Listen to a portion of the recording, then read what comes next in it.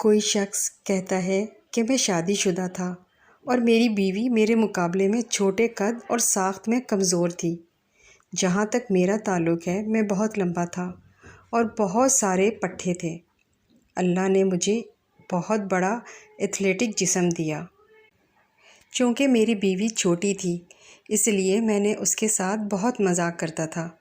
اسی لیے کبھی میں اسے چھپاتا پھر اسے ڈراتا، اور کبھی میں اس سے اس کی ڈائری چرا کر اسے اونچا کر دیتا تاکہ وہ اس تک پہنچ ہی نہ سکے۔ اس کے چھوٹے قد کی وجہ سے کبھی کبھی میں اس سے اس وقت ڈسٹرب کرتا ہوں جب وہ ٹی وی دیکھ رہی ہو یا رات کا کھانا بنا رہی ہو۔ مجھے اسے پریشان کرنے میں بہت مزہ آتا تھا۔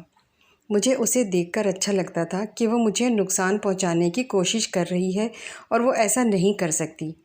پہلے تو وہ اس سے لطف اندوز ہو رہی تھی، لیکن میں نے دیکھا کہ وہ میری بچکانہ حرکتوں سے بیزار ہو گئی ہے۔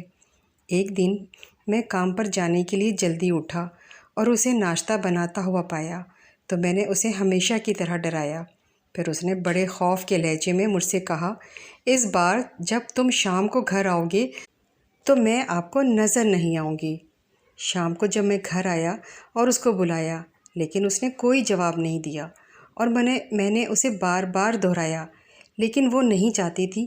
میں نے اسے گھر بھر میں تلاش کیا لیکن وہ نہیں ملی، اور جب میں کچن میں پہنچا تو میں نے اسے کاغذ کا ایک ٹکڑا لٹکائے ہوئے پایا کہ اپنا خیال رکھنا، میں واپس نہیں آؤں گی۔ مجھے اس وقت لگا کہ میری ٹانگیں میرا بوجھ نہیں اٹھا سکتی۔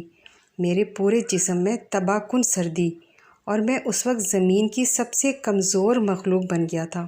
اور پھر مجھے احساس ہوا کہ یہ چھوٹی سی کمزور سی لڑکی میری طاقت کا سرچشمہ ہے اور میں اس کے بغیر کچھ بھی نہیں ہوں۔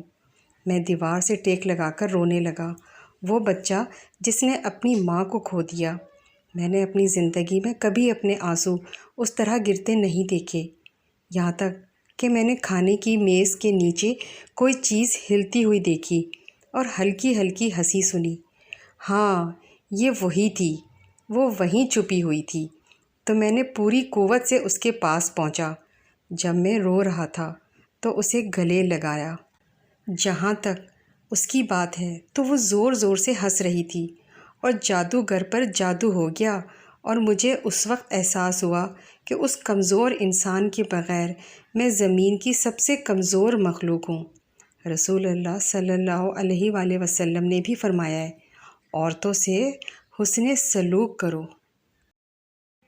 اگر آپ اس طرح کی ویڈیوز روزانہ دیکھنا چاہتے ہیں تو ہمارے چینل کو سبسکرائب کریں، لائک کریں اور بیل آئیکن کو آل کلک کریں۔